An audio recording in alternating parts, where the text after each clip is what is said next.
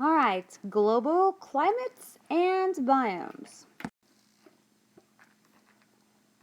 In this series, we're going to talk about the unequal heating of Earth. All right, so enough of my vineyard soapbox. Let's talk about climates and biomes. So to clarify, climate is the average weather conditions that occur in an area like over a very long period of time. That would be climate. Weather is the short-term process, the short-term condition of the atmosphere in a more specific area.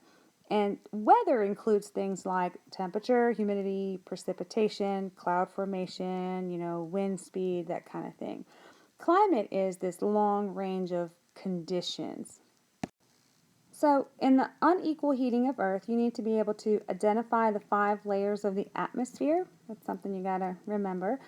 Discuss the factors that cause unequal heating of Earth, and basically describe how Earth's tilt, which is something obviously humans did not do, affects the seasonal differences in temperatures. The atmospheric layer that's closest to Earth is called the troposphere. That's about 1,600 kilometers, 10 miles for my generation, above Earth. That is the densest layer of atmosphere, and that's the layer that has the most nitrogen, oxygen, and water vapor.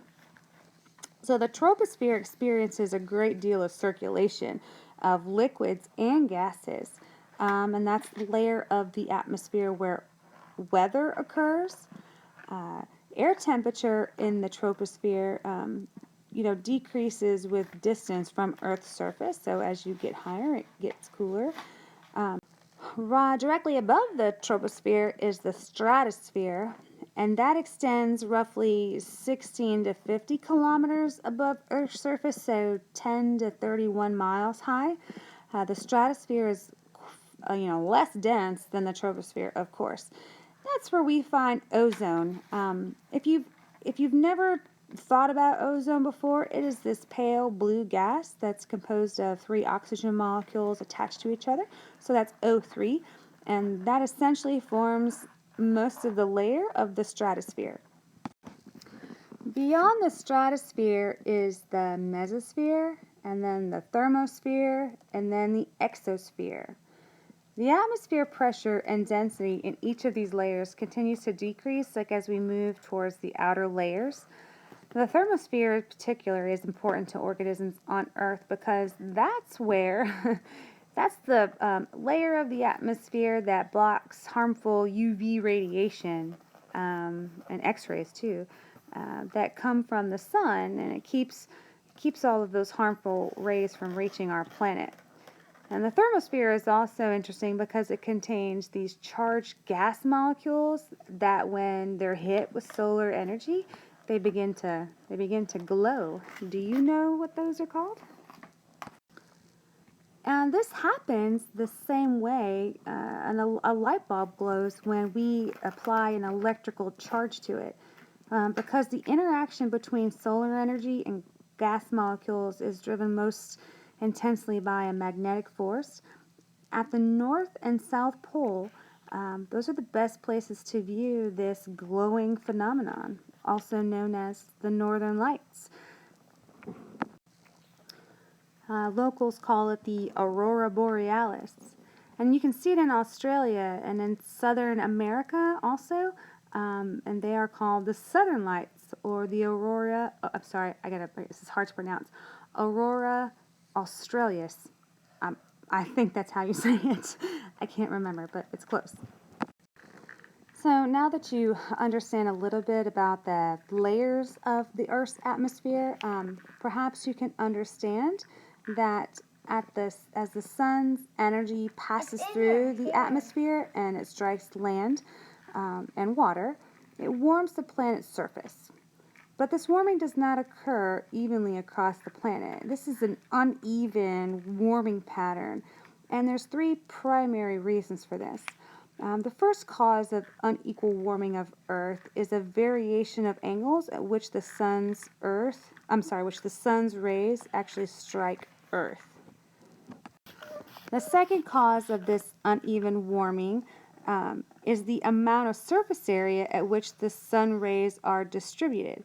As you may know, the sun rays that strike Earth at different angles in different places of the globe, and that angle can change with the time of the year. So when the sun's rays strike near the equator, then the solar energy is distributed over a smaller surface than if it were the poles.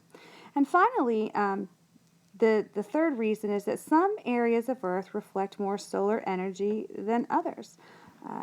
This percentage of incoming sunlight that is reflected to the surface is what we call the albedo, and we can actually measure this.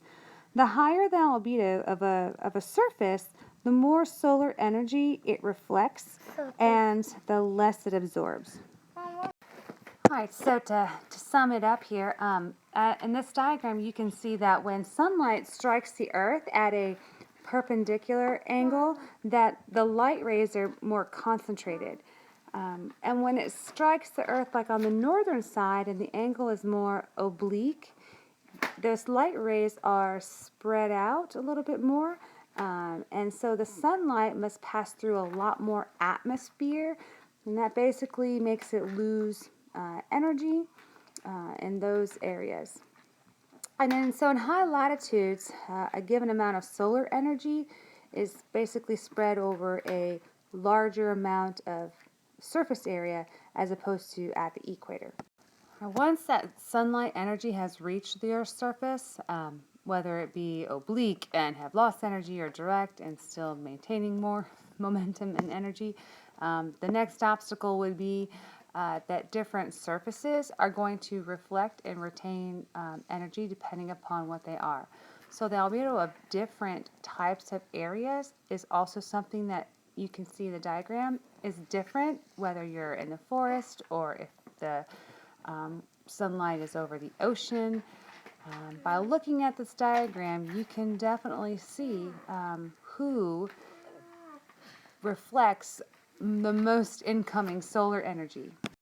So the higher the albedo of a surface, the more solar energy that it's going to reflect, and so the less solar energy it's going to absorb. So a white surface has a higher albedo than a black surface, so it tends to stay cooler.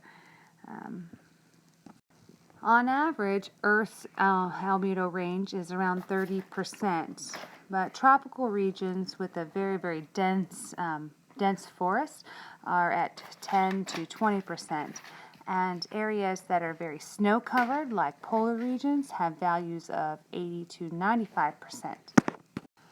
Earth's tilt is another cause of seasonal and climate conditions. So because the Earth's axis and rotation it's tilted at 23.5 degrees, Earth's orbit around the sun causes most regions of the world to experience this seasonal change in temperature and in precipitation conditions. Specifically when the northern hemisphere is tilted towards the sun and the southern hemisphere is tilted away from the sun, or vice versa. So to help us visualize how this works, when the sun rays strike the equator directly twice a year, usually during the March equinox and September equinox, on those days, virtually all regions of the Earth, except the very close areas that are directly near the poles, receive 12 hours of daylight and 12 hours of darkness. The opposite is true of the southern hemisphere. So on June, it's usually around like June 20th, 21st, the sun is directly above the Tropic of Cancer, which is at 23.5 degrees latitude. On this day, we call that June solstice. The northern hemisphere experiences more daylight hours than any other day of the year. And then around our holiday season, around December 21st or 22nd, Christmas time, the December solstice is when the sun is directly over the Tropic of Capricorn, and that's at 23.5 degrees south latitude. So on this day, the northern hemisphere, where we're at, experiences the shortest daylight period of the year. And then the southern hemisphere experiences the longest day of the year.